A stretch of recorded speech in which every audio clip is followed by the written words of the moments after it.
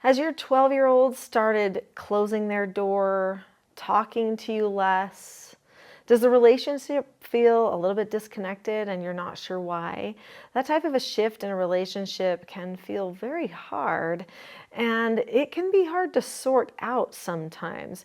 So in this video, we're going to talk about why your 12-year-old has stopped talking to you, and then what you can do about it to reconnect and get that relationship back on track. So let's talk about what's really happening when a 12-year-old starts to behave this way to their parents, and then let's talk about what the parents can do proactively in order to get things going on the right track.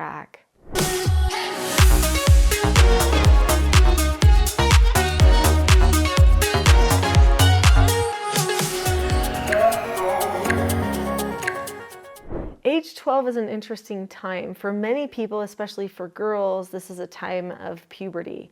Sometimes it's not even early puberty. Sometimes they've been starting on puberty already for a year or so. And so hormones are surging, bodies are changing, brains are growing, people are becoming smarter. They start to feel so smart that they want to try being a little bit more autonomous from their parents. So that can be a reason why a 12-year-old might start being a little bit more distant from their parents. And this can be a difficult thing to handle for a parent, especially who's always had a really good conversation or a good connection with their child. How come all of a sudden we don't feel like we have that anymore? And it could just be biological, some of it. Some of it could also be social, though. I think it's important to recognize that around age 11, 12, 13, in those kind of middle school, junior high ages, that is when a lot of young people start to really put a heavy emphasis on their social life, on their friends and fitting in with their friends and being cool and what they look like, and they feel a little insecure, and so they're overly examining themselves all the time. And because of that self-focus and that hyper-focus on social and on the friends dynamic, they stop focusing on the parents. They start taking the parents for granted. That leads to more distance in the relationship and not talking to them as much. Also, because of puberty, the child can feel a lot more tired. Sometimes they start to not get things done, like their chores and their homework and those types of things, because they're distracted with life. Their brains feel a little bit more distracted just because of the hormonal changes that are happening, and they don't want to be accountable to their parents, so they kind of distance themselves from parents so that they can kind of hide what they're not accomplishing, that they know that they should be accomplishing. So that's a thing that can also be happening.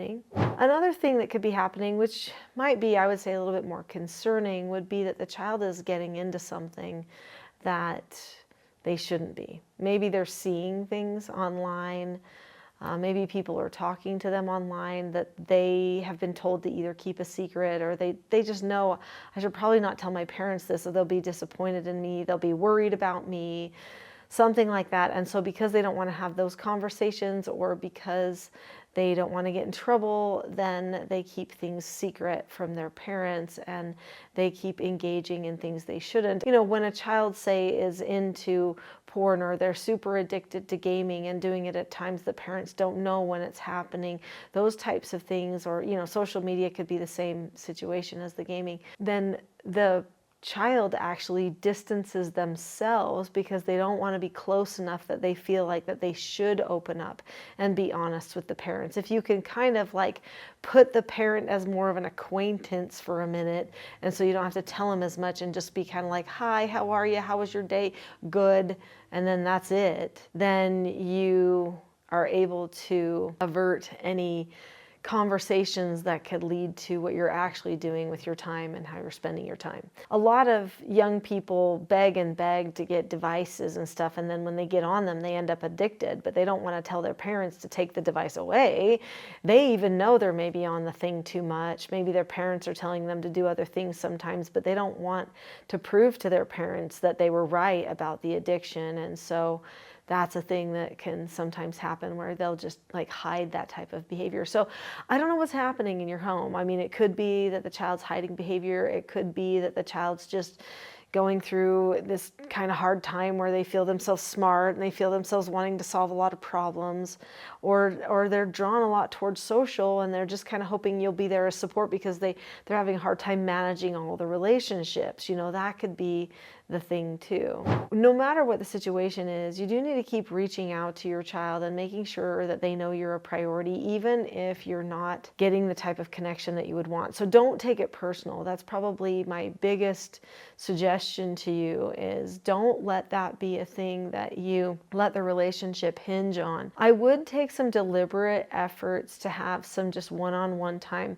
with your 12-year-old. Maybe just schedule a once a week thing that you do. Maybe you go out to lunch or you go out to dinner. Maybe you go to the gym together. Maybe you go and walk along the river, or, you know, you have a conversation of some sort. Maybe there's a special show that you watch together and you make snacks as you get ready to watch this movie that you both enjoy. Whatever it is, come up with something that can help develop the relationship and is something fun. That's not just talking about responsibilities and how the relationship isn't good, but where you just have it be good, you know, and you just show that you appreciate them. And maybe even deliberately talk about ahead of time, hey, what do you want to do this week? What do you want it to feel like? How do you want it to be? Okay, that sounds great. I want that too. Let's do it. And I would just get in the regular habit of having those special moments with your 12-year-old. They need it during that time. When my oldest son was 10, he wanted to start singing a cappella harmony, so he wanted to do barbershop, and he did that with his dad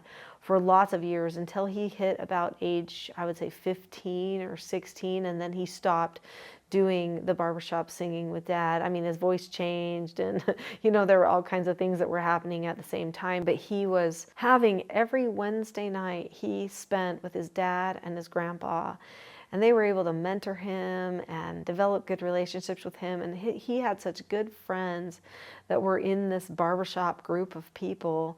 They just supported him, cared about him. It was one of the best things he could have done at that time in his life to really get a picture of what it meant to be a man. When my oldest daughter was 11, she also wanted to join a singing group that was an a cappella women's group. And so I decided that I would join it with her because, you know, someone's got to take her. And so we both tried out.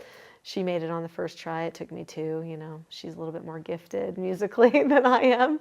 Anyway, but it was interesting, the conversations we would have. You know, we had to drive into the big city every Tuesday night when we did this. So Tuesday night was our night, Wednesday night was the boys' night, and we would talk the whole hour in, then we would sing for 3 hours, and then the whole hour back we would talk about what we experienced, what we saw, what she was learning, what questions she had about the people in the chorus, and about, you know, womanhood and motherhood and all of those kinds of things. And it was just beautiful, really. We went on trips together singing. I mean, it was really gorgeous. And then with my youngest son, starting around that same age, he started building things and wanting to do real estate investing and stuff like that with his dad, which was really fun. And my other daughter, she started wanting to do genealogy research, and so I did that with her. And so we found things that were of interest to them, and we took one night a week during those crucial years, starting between about ages 11 and 15 or so,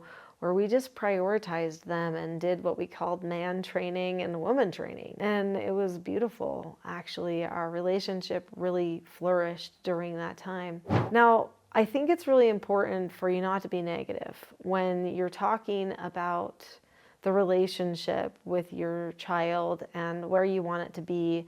Don't keep drawing on, you won't talk to me, you don't seem to care, don't talk about those things. Talk about what you want it to be. Talk about where you see it. Talk about where you're taking it. You know, if it were me, I'd say stuff like, oh, I'm just so excited to have this special time with you, or it was so fun to be with you today. I loved talking with you about things. It was so interesting when you told me about that situation with your friend Hannah, and I'm going to be thinking about that. Just let them know that they matter, that they just matter as a person. They want to be valued as a person. They don't want you to just be preaching to them all the time. At the same time, we do need to be able to correct our children. That's important. Those are skills that are taught all over this channel, so I'm not going to go into a lot of detail here, except for just to say that it is important to have a plan about how you'll correct your children so that they don't take offense when they're corrected, so that it's predictable, they're prepared for that. They don't have their relationship hinge on whether a parent has to correct, because you need to have your roles. And sometimes during that time, when they're like 12 years old, they start forgetting what their role is, because the hormones, and they're growing, and their brain's growing, and they're getting smarter, but they need to know what their role is. In fact, there's a book that I wrote called Roles: The Secret to Family, Business, and Social Success. It's a great one to read. It's like a story about a family, and they have older children. They're all in their teen years. And you see how they don't have good connections and what they do with their roles to try to fix those connections. So there's some conversations in that book that could be probably pretty helpful to you. You can find that book at teachingselfgovernment.com. So I'll see you there.